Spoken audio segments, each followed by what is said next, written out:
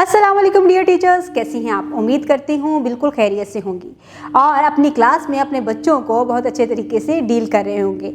आपने आज बच्चे को जो कहानी सुनाई है, इस कहानी को सुनाने का मकसद ये है कि बच्चे ज़्यादा से ज़्यादा नए अल्फाज को भी जान सकें और उन अल्फाज को ख़ास तौर पर फोकस किया है जो कि गाफ से शुरू होते हैं। तो गाफ से शुरू होने वाले जितने भी अल्फाज हैं रोज़मर्रा की बोलचाल में, उनको हमने कवर किया है अपनी स्टोरी में। और उसके बाद कुछ तस्वीरें दिखाई गई हैं जो कि हमारे इर्द गिर्द बहुत सारी चीज़ें होती हैं जो कि गाँव से बनती हैं। बच्चों को उनकी पहचान भी करवाई है। स्टोरी सुनाते हुए आपने बच्चों का पूरा फोकस जो है, अगर एलईडी पर सुना रहे हैं तो एलईडी बच्चों के सामने होनी चाहिए और बच्चे उसको गौर से देख रहे हों, सुन भी रहे हों, ताकि बच्चों का आई एंड ईयर कोऑर्डिनेशन मुकम्मल तरीके से हो। फिर आपने इसको चेक किस तरह से करना है, बच्चे से कुछ क्वेश्चंस करने हैं। कुछ क्वेश्चंस ऐसे आप ऐड करेंगे जो कि बच्चे सुन रहे होंगे, जो कि बच्चों ने नए अल्फाज सीखे हैं उनके मुताबिक कुछ सवाल करें और कुछ आप ऑब्जर्वेशन के मुताबिक करवाएं कि आप बच्चों से पूछें कि आपने इस कहानी में क्या देखा, इसमें गाफ से मुतालिक जितने भी करैक्टर्स थे वो क्या कर रहे थे। तो वो बच्चा जो है बड़े अच्छे तरीके से उसका जवाब भी देगा। इसके बाद अगर आप खुद बच्चे को कहानी सुना रहे हैं तो वो कहानी बहुत ही अच्छे मूड में आपने सुनानी है।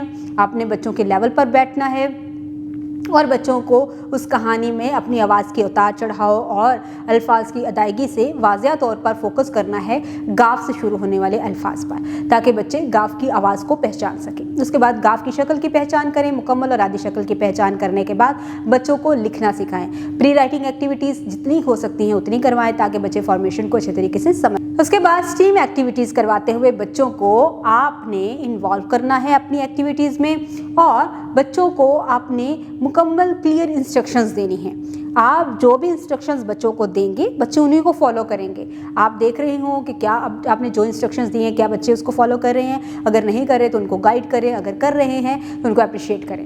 इसके साथ ही अब जो आपको क्लास में क्लास वर्क दिया गया है, उस क्लास वर्क को भी आपने वॉकिंग एंड टॉकिंग मेथड के मुताबिक आपने बच्चों को गौर से देखना है, बच्चों को गाइड करना है कि कलर कैसे करने हैं और उसके बाद आपने देखना है कि बच्चा पहले डॉट से लेकर आखिरी डॉट तक किस तरह नुक्तों को आपस में मिला रहा है, फॉर्मेशन के मुताबिक हर्फ को लिख रहा है। इस तरह से आपने बच्चों को डील करना है।